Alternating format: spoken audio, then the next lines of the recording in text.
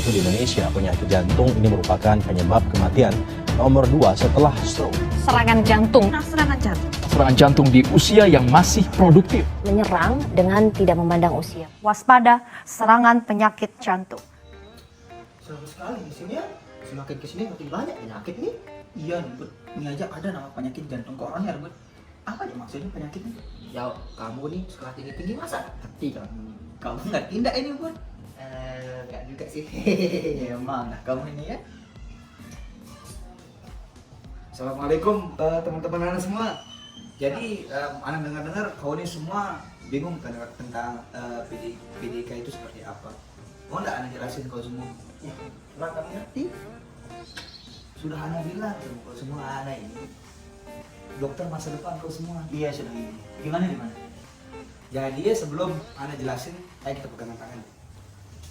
Ih, bukan muhrim. Saya. Sekarang terloncat sama Anke. 2, 3. Baik, nah ini dia. Selamat datang di Basecamp Mana. Basecamp Oscar, tempat Anda menimba ilmu di sini. Baik, tadi Anda semua menanyakan kepada saya apa itu PJK kan? Baik, sekarang kita bahas apa itu PJK.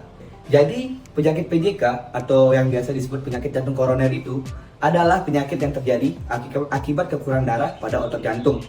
Jadi dia dapat menyebabkan gangguan pada fungsi jantung tersebut. Kenapa demikian? Hal tersebut dikarenakan adanya kerusakan pada lapisan pembuluh darah jantung. Menurut data dari WHO tahun 2012 terdapat 56,5 juta jiwa atau 31% kematian di seluruh dunia. Di antaranya 17,5 juta jiwa meninggal akibat penyakit kardiovaskuler. Dari seluruh penyakit kematian akibat penyakit kardiovaskuler itu dengan angka 7,4 juta jiwa atau 42,3% diantaranya disebabkan oleh penyakit jantung koroner. Bahaya banget kan ya penyakit jantung koroner ini. Selain dapat mengganggu aktivitas kita, penyakit ini dapat menyebabkan gagal jantung hingga kematian loh teman-teman semua. Apalagi kalau misalnya punya kebiasaan merokok, ada riwayat hipertensi, ada riwayat gula, ada riwayat darah tinggi, atau kolesterol. Jadi cara mengetahui seseorang itu terkena PJK atau penyakit jantung koroner ini itu bagaimana sih? Yang pertama yaitu akan mengalami nyeri di bagian dadanya dan bahkan sampai ke punggung, leher, lengan dan juga bahunya. Itu rasanya itu bervariasi. Itu biasanya dia tuh bisa merasain keadaan tertekan, kemudian badannya seperti diremas-remas. Pokoknya nyesek banget dah teman-teman. Selain itu juga orang yang terkena penyakit jantung koroner itu dapat merasakan yang pertama itu ada rasa lemas di sekitar tubuhnya, yang kemudian itu disertai dengan pusing, mual, keringat dingin dan bahkan sesak napas dan gelisah teman-teman. Jadi kalau kalian menemukan tanda-tanda gejala tersebut, langsung aja teman-teman semua ke rumah sakit ya, berkonsultasi dengan dokter. Kalau kata pepatah, mencegah lebih baik daripada mengobati.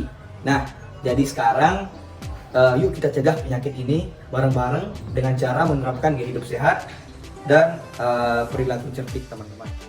Nah, jadinya cerdik teman-teman. Dari C itu cek kesehatan secara berkala. Harus lo itu. Yang kedua, enyahkan asap rokok. Jangan merokok ya teman-teman semua. L, rajin aktivitas fisik, sering-sering olahraga. D, diet dan seimbang, makan yang bergizi teman-teman. I, istirahat yang cukup. K, kelola stres. Jangan stres teman-teman. Itu dia pencegahannya. Udah tahu kan semua, harus diingat dan jangan lupa untuk diterapkan dalam kehidupan sehari-hari ya. Oke, udah kelar ya. Yuk kita balik. Apa? Maaf, udah terlalu nyaman. Kita balik ke topik yang tadi. Jadinya ngeri juga penyakit PJK. Iya, penyakit PJK itu ngeri banget sih. Jadi ya kita tuh harus rajin-rajin olahraga, Buat kamu juga jangan terlalu sering minum pagi, rajin-rajinlah berolahraga. Siap dok. Siap. Oke, mantap semua. Jadi dia aja bisa untuk mencegah PJK. Masa kalian enggak? Yuk cegah PJK bareng-bareng. Jangan lupa jaga kesehatan ya. Bye.